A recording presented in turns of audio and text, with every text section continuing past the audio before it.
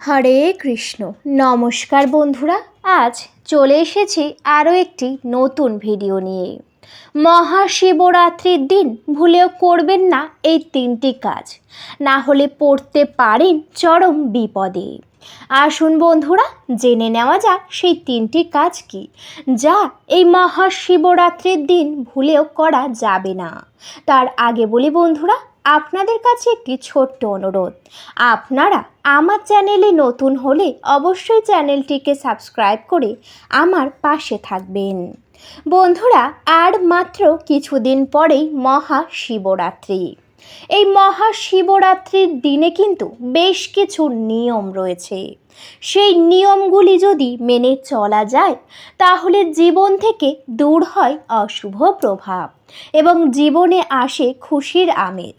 বন্ধুরা, এই মহাশিবরাত্রির দিন যেমন এই তিনটি কাজ করা যাবে না, ঠিক তেমনই আরও কিছু নিয়ম রয়েছে যা অবশ্যই করা ভালো। বন্ধুরা, যে কাজগুলি এই মহাশিবরাত্রির দিনে করা ভালো তা হচ্ছে, যদি কোনো অসহায় মানুষ আপনাদের বাড়িতে আসে এই মহাশিবরাত্রির দিনে, তাহলে আপনারা কিন্তু অবশ্যই করে সেই সকল মানুষকে সাহায্য করবেন। আপনারা যেমন পারবেন তেমন দিয়েই সাহায্য করবেন। এছাড়াও এই মহাশিবরাত্রির দিনে যদি আপনারা কোনো গঙ্গাতে গিয়ে স্নান করেন, তাহলে কিন্তু আপনাদের অনেক ভালো হবে এবং আপনাদের জীবন থেকে অশুভ প্রভাবও দূর হয়ে যাবে।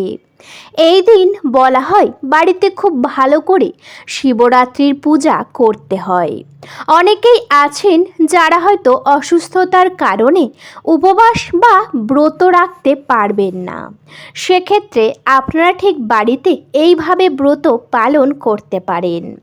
যেমন এই মহাশিবরাত্রির দিনে প্রথমেই ব্রহ্ম মুহূর্তে উঠতে হবে, যেটাকে বলা হয় ভোরের বেলা। ভোরের বেলা উঠে কিন্তু আপনারা প্রথমেই যে কোনো গঙ্গা বা নদীতে স্নান করবেন। স্নান সেরে শুদ্ধ বস্ত্র পরিধান করে তারপর নিয়ে নেবেন 1 ঘটি পরিমাণ জল। এরপর সেই জলটিকে নিয়ে কিন্তু সূর্যদেবকে অর্ঘ্য দেবেন। তারপর আপনারা বাড়িতে প্রবেশ করবেন। এরপরেই কিন্তু ঠাকুর ঘরে যাবেন। ঠাকুর ঘরে গিয়েই ঠাকুর ঘরটিকে একেবারে শুদ্ধ এবং পরিষ্কার করে নেবেন। তারপর আপনাদের বাড়িতে যে শিবলিঙ্গ রয়েছে, হতে পারে সেটি ছোট, হতে পারে সেটি বড়, যে ধরনের রয়েছে, সেই শিবলিঙ্গকে একটি পাত্রর উপরে বসাবেন। কিন্তু সেই পাত্রটিকে ভালো করে ফুল দিয়ে সুন্দর করে সাজিয়ে রাখতে হবে। এরপর শিবলিঙ্গকে পাত্রর উপরে বসাবেন। তারপর আপনারা কিন্তু প্রদীপ এবং ধূপ জেলে শিবলিঙ্গ সামনে রাখবেন। এরপর আপনারা পঞ্চদ্রব্য অর্থাৎ 5টি জিনিস দিয়ে অভিষেক করাবেন, যেমন দুধ, দই, এছাড়াও আরও অনেক কিছুই রয়েছে। আশা করি সবাই জানেন সেগুলি কি, সেই জন্যে আর বললাম না। এই জিনিসগুলি 5টি নেবেন, এক এক করে ভালো করে অভিষেক করাবেন। অনেকেই এই ভুলটি করে থাকেন, যেমন অভিষেক করিয়ে সেই অবস্থাতেই আপনারা শিবলিঙ্গকে নির্দিষ্ট জায়গায় রেখে দেন।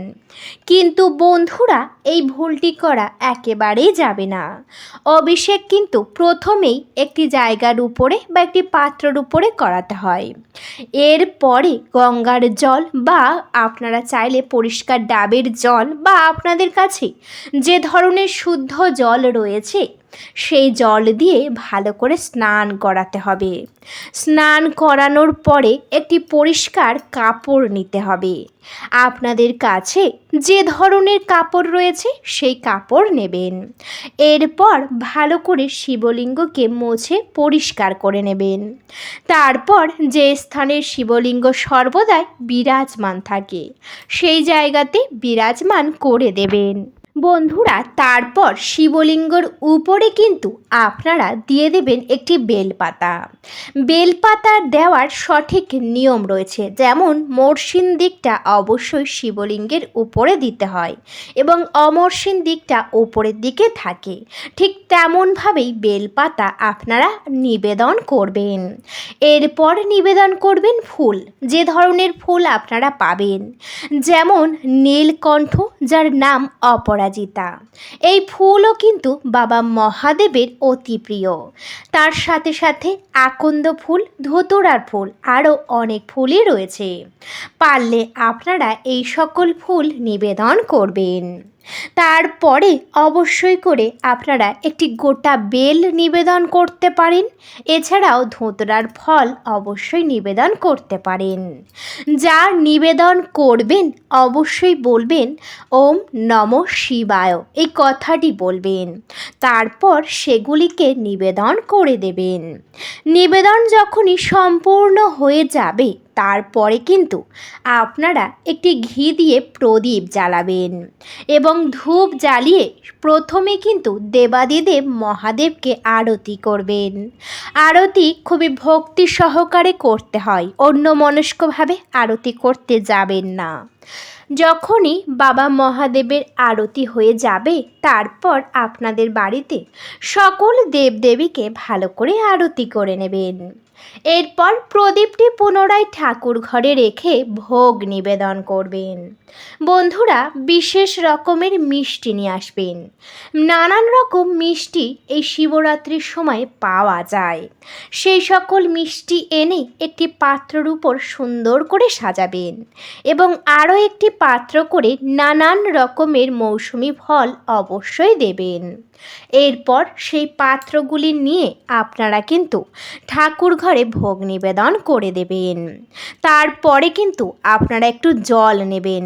এরপর শিবলিঙ্গে সেই জলটি ঢালবেন। ঢালা হয়ে যাবার পর শাঁখ কাঁসা ঘণ্টা বাজিয়ে বাড়িতেই মহাশিবরাত্রির পূজা সম্পূর্ণ করে নেবেন। বন্ধুরা, এইভাবে আপনারা বাড়িতে শিবলিঙ্গ পূজা করতে পারেন, অর্থাৎ শিবরাত্রি পূজা করতে পারেন। এবং এইভাবে আপনারা জল ঢালার পর পূজা সম্পূর্ণ হয়ে যাওয়ার পর সেই প্রসাদ তুলে নিজেরা গ্রহণ করতে পারেন এবং তারপর ব্রত ভঙ্গ করতে পারেন। কিন্তু প্রথমে দেবাদিদেব মহাদেবকে জল নিবেদন করতে হবে। অনেকেই তো পারবেন না, হয়তো কোনো অসুস্থতার কারণে। ঠিক এইভাবে বাড়িতে আপনারা কিন্তু এই নিয়ম মেনে দেবাদিদেব মহাদেবের পূজা করতে পারেন। বন্ধুরা, এবার আসা যাক মূল বিষয়ে। কি সেই তিনটি কাজ যা এই মহাশিবরাত্রির দিনে করা যাবে না? প্রথম যে কাজ, তা হচ্ছে এই মহাশিবরাত্রির দিনে কিন্তু স্বামীদের সঙ্গে কোনো খারাপ ব্যবহার বা কোনো কটু কথা বলা যাবে না। কোনো রকম ঝগড়া ঝামেলা একেবারেই করা যাবে না।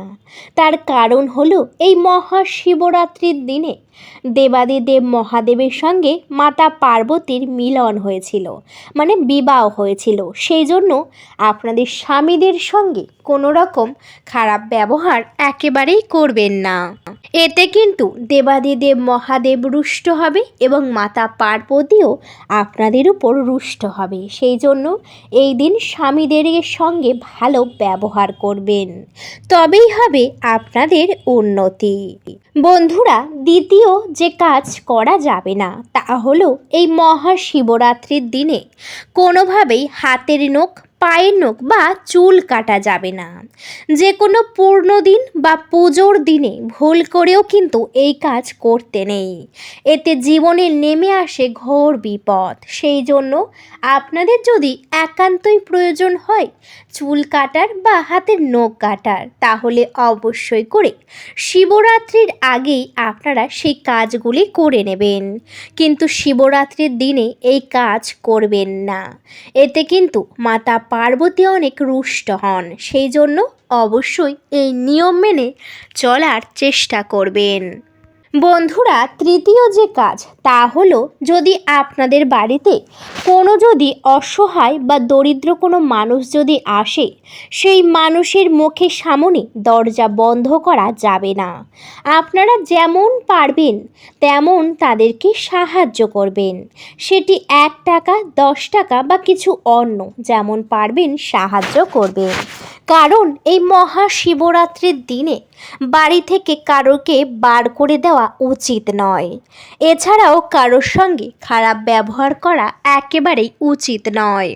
সেই জন্য কারোর সঙ্গে খারাপ ব্যবহার করবেন না। যদি পারেন সবাইকে কিছু না কিছু দান করার চেষ্টা করবেন। এতে আপনাদের স্বামী স্ত্রীর সম্পর্ক আরও মজবুত হবে। বন্ধুরা, আশা করি আপনারা সেই 3টি কাজ বুঝতে পেরেছেন। ভিডিওটা এই পর্যন্ত। ভিডিওটি যদি ভালো লেগে থাকে অবশ্যই ভিডিওতে একটি লাইক করবেন, শেয়ার করবেন এবং সাবস্ক্রাইব করে আমার পাশে থাকবেন। আজকের মতো আমি বিদায় নিলাম। সবাই ভালো থাকবেন, সুস্থ থাকবেন। সবাই একবার ভালোবেসে কমেন্টে ওম নমঃ শিবায় কথাটি লিখে যাবেন। আপনাদের সকলকে জানাতে চাই অনেক অনেক হরে কৃষ্ণ, রাধে রাধে। জয় দেবাদিদেব মহাদেবের জয়।